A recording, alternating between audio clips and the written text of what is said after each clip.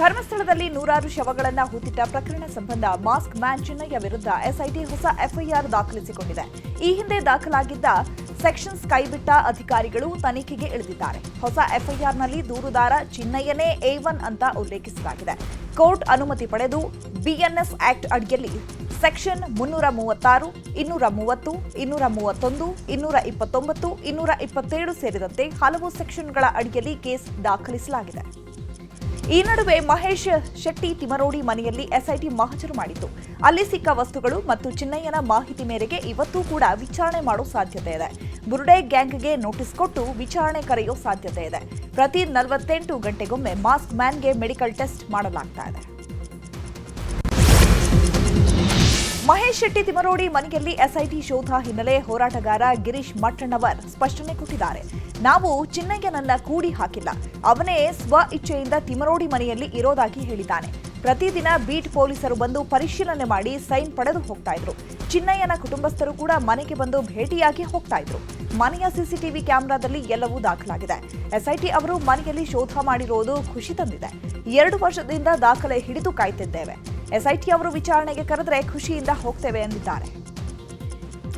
ಹಿಂದೂ ಕ್ರೈಸ್ತ ಸಮುದಾಯದ ಮಧ್ಯೆ ದ್ವೇಷ ಹುಟ್ಟು ಹಾಕುವಂತಹ ಪ್ರಚೋದನಕಾರಿ ಹೇಳಿಕೆ ಆರೋಪ ಸಂಬಂಧ ವಸಂತ್ ಗಿಳಿಯಾರ್ ವಿರುದ್ಧ ಎಫ್ಐಆರ್ ದಾಖಲಾಗಿದೆ. ಆದಿವಾಸಿ ಹಕ್ಕುಗಳ ಸಮನ್ವಯ ಸಮಿತಿಯ ಸಂಚಾಲಕ ಶೇಖರ್ ಲಾಯ್ಲಾ ಅನ್ನೋರು ಬೆಳತಂಗಡಿ ಪೊಲೀಸ್ ಠಾಣೆಗೆ ದೂರನ್ನು ಕೊಟ್ಟಿದ್ದಾರೆ.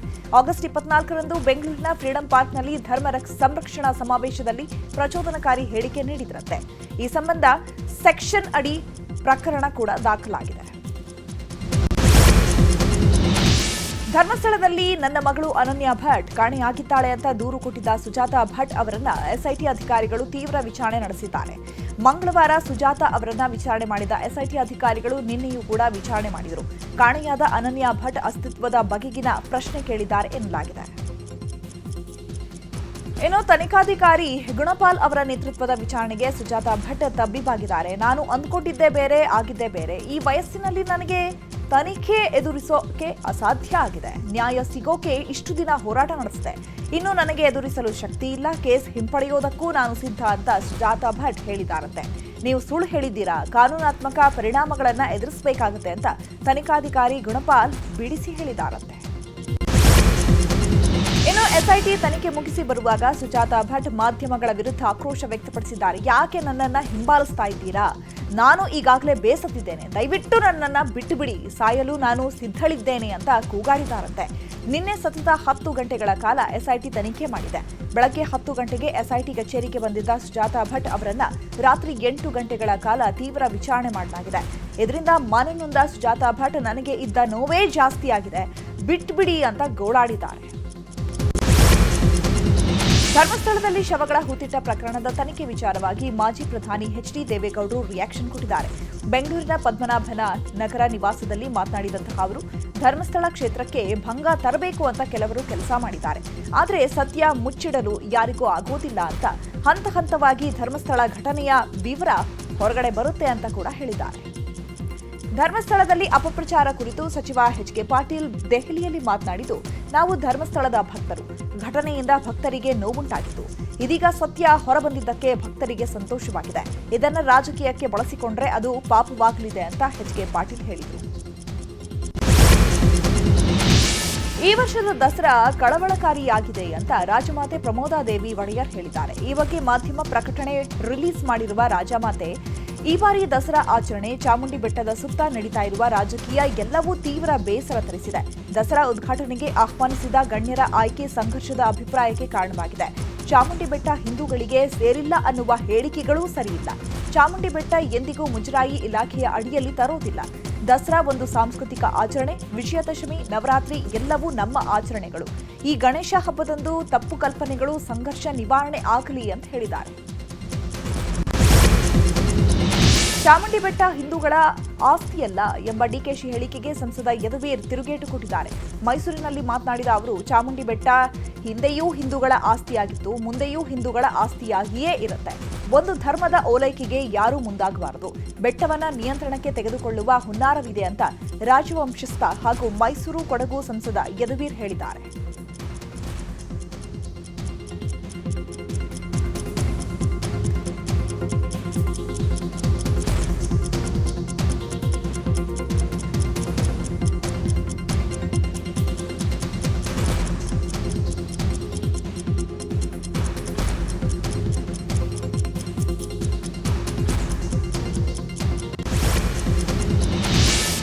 ಚಾಮುಂಡಿ ಬೆಟ್ಟ ಹಿಂದೂಗಳದ್ದಲ್ಲ ಎಂಬ ಡಿಸಿಎಂ ಡಿಕೆಶಿ ಹೇಳಿಕೆಗೆ ಮಾಜಿ ಸಂಸದ ಪ್ರತಾಪ್ ಸಿಂಹ ಟಾಂಗ್ ಕೊಟ್ಟಿದ್ದಾರೆ.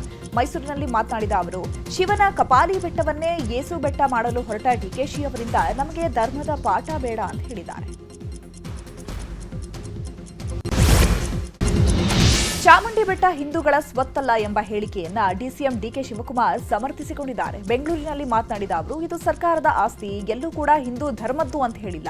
ಕ್ರೈಸ್ತರ ಚರ್ಚ್, ಮುಸ್ಲಿಮರ ಮಸೀದಿ, ಗೊಮ್ಮಟಗಿರಿ ನಮ್ಮನ್ನ ಬಿಡಲ್ವಾ? ಅವರಾದ್ರೂ ನಮ್ಮನ್ನ ಬಿಡಬಾರದು ಅಂತ ಹೇಳಿದಾರಾ ಅಂತ ಪ್ರಶ್ನಿಸಿದ್ರು. ಇನ್ನು ಯದುವೀರ್ ಬಿಜೆಪಿ ಜೊತೆ ಸೇರಿ ಇತಿಹಾಸ ಮರಿತಾ ಇದ್ದಾರೆ ಅಂತ ತಿರುಗೇಟು ಕೊಟ್ಟಿದ್ದಾರೆ. ಇನ್ನು ಇದೇ ವಿಚಾರವಾಗಿ ದೆಹಲಿಯಲ್ಲಿ ಸಚಿವ ಎಚ್.ಕೆ. ಪಾಟೀಲ್ ಮಾತನಾಡಿದ್ದು, ಚಾಮುಂಡಿ ಬೆಟ್ಟ ಮುಜರಾಯಿ ಇಲಾಖೆಯ ಆಸ್ತಿ ಅಂತ ಎಲ್ಲರಿಗೂ ಗೊತ್ತಿದೆ. ಅಲ್ಲದೆ ದಸರಾ ಉದ್ಘಾಟನೆಗೆ ಬಾನು ಮುಸ್ತಾಕ್ ಅವರಿಗೆ ಆಹ್ವಾನಿಸಿದ್ದೇವೆ. ಇದರಿಂದ ವಿವಾದ ಶುರುವಾಗಿದೆ. ಮೊಹರಂನಲ್ಲಿ ಹಿಂದೂಗಳು ಭಾಗಿಯಾಗ್ತಾರೆ. ಸೌಹಾರ್ದಯುತ ನಾಡಲ್ಲಿ ಧಾರ್ಮಿಕ ಭೇದ ಭಾವ ಮಾಡಬಾರದು ಅಂತ ಹೇಳಿದರು. ಅಧಿವೇಶನದಲ್ಲಿ ಡಿಸಿಎಂ ಡಿಕೆ ಶಿವಕುಮಾರ್ ಹಾಡಿದ್ದ ಆರ್ಎಸ್ಎಸ್ ಗೀತೆ ಕಾಂಗ್ರೆಸ್ನಲ್ಲಿ ದೊಡ್ಡ ಅಲೆಯನ್ನೇ ಎಬ್ಬಿಸಿದೆ. ಈ ಬಗ್ಗೆ ಎಐಸಿಸಿ ಅಧ್ಯಕ್ಷ ಮಲ್ಲಿಕಾರ್ಜುನ ಖರ್ಗೆ ಕೂಡ ರಿಯಾಕ್ಷನ್ ಕೊಟ್ಟಿದ್ದು, ಶಿವಕುಮಾರ್ ಹಾಗೆ ಹೇಳಬಾರದಾಗಿತ್ತು, ಇದೀಗ ಕ್ಷಮೆಯನ್ನು ಕೇಳಿದ್ದಾರೆ. ಕ್ಷಮೆ ಕೇಳಿದ ಮೇಲೆ ಮುಗಿದ ವಿಚಾರ ಅಂತ ಮಲ್ಲಿಕಾರ್ಜುನ ಖರ್ಗೆ ರಿಯಾಕ್ಷನ್ ಕೊಟ್ಟಿದ್ದಾರೆ.